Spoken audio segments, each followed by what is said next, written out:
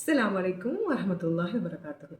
இன்னைக்கு நான் உங்க கூட இறையச்சம் தக்குவா பத்தி தான் நான் பேச போறேன். இந்த ரமலானுடைய மாதம் எங்களுக்கு கற்றுத் தருகிற இந்த ரமலான் மூலம் எங்களுக்கு கிடைக்கிற ஒரு பெரிய பாக்கியம் என்றால் அது இறையச்சம் தான், அது தக்குவா தான்.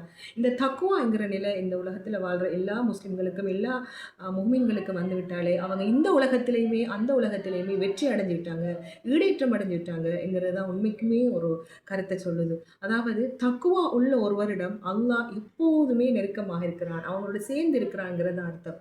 அதே சமயம் அவங்கள நேசிக்கிறான், நேசிச்சு கொண்டே இருக்கிறான், அவங்களோட சேர்ந்து இருக்கான். இந்த ரெண்டுமே எங்களோட வாழ்க்கையில வந்துட்டேன்னு சொன்னா இந்த உலகத்திலையும் அந்த உலகத்திலையும் எங்களுக்கு வெற்றியை தரும். இந்த வெற்றியை தரது எது? தக்குவா. இந்த தக்குவாங்கிறது தான் அல்லாஹ் எங்களோட நெருக்கமாக இருக்கிறதுக்கும் அல்லாஹ் எங்களோட நேசிக்கிறதுக்குமான அடையாளம். இதை எங்களுக்கு இந்த புனிதமான ரமலான் சங்கையான மாதங்கள் கற்றுத்தருகுது, அதுக்கான பாடத்தை படிப்பிக்குது.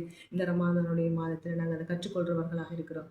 உங்களோட வாழ்க்கையில் நாங்கள் நடக்கிற சில விஷயங்கள் கூட எங்களுக்கு புரிய வைக்குது, எங்களோட அல்லாஹ் நேசிக்கிறான், அல்லாஹ் எங்களோட இருக்கானுங்கிறது எங்களுக்கே அது சொல்லக்கூடியதாக ஒரு பாடமாக இருக்குது.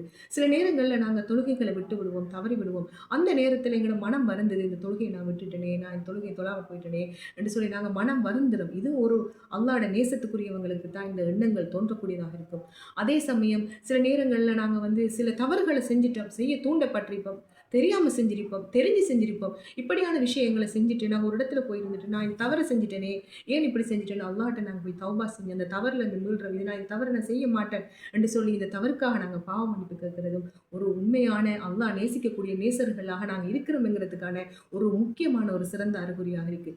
உண்மைக்கு எங்களோட மனசு அடிக்கடி அடிக்கடி சொல்லும், நாங்கள் நல்லவர்களோட சேரணும், நல்லவர்களோட பழகணும், நல்ல விஷயங்களை செய்யணும், நான் நல்லவராக வாழணும் என்று நாங்கள் சொல்லுவோமே. இது உண்மையிலே எங்களுக்கு ஹிதாயத்துள்ளவர்களாக எங்களை மாற்றுது.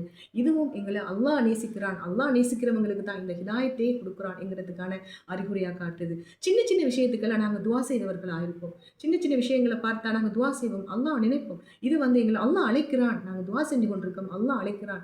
இதுவும் எங்களை அல்லாஹ் நேசிக்கிறான், அல்லாஹ் எங்களோடையே தான் இருக்கிறான்ங்கிறதுக்கான ஒரு சிறந்த எடுத்துக்காட்டு எங்களோட வாழ்க்கையில் நடக்கும். உங்களுக்கும் நடந்திருக்கும், எனக்கும் நடந்திருக்கும். உண்மையிலேயே சோதனைகள், கஷ்டங்கள், வீழ்ச்சிகள், கவலைகள், வெற்றி, தோல்விகள் இதெல்லாம் வரும்போது இது எல்லாம் அல்லாஹ்வோட சோதனைன்னு சொல்லி நாங்கள் அல்லாஹ்வோட பக்கம், நன்மை தீமை எங்களை அல்லாஹ்வோட பக்கம் தான் நடக்குதுன்னு சொல்லி நாங்கள் அல்லாஹ் நினைக்கமே.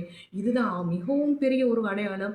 அல்லாஹ்வோட நாங்கள் இறை நேசர்கள், அல்லாஹ்வோட தக்வாதாரிகள், அல்லாஹ்வோட நாங்கள் இறைச்சத்தால் அல்லாஹ் எங்களோட இருக்கிறான், அல்லாஹ் எங்களை நேசிக்கிறான், அல்லாஹ் எங்களோட எப்பவுமே இருக்கிறானுங்கிறதுக்கான சில அடையாளங்கள் எங்களோட வாழ்க்கையிலே வந்து கொண்டு தான் இருக்கிறது.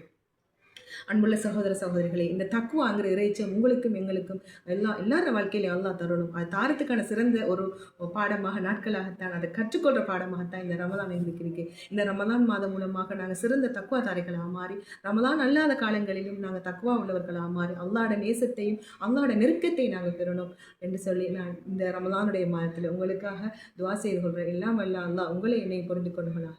அஸ்ஸலாமு அலைக்கும் வரஹ்மத்துல்லாஹி வபரகாத்துஹு.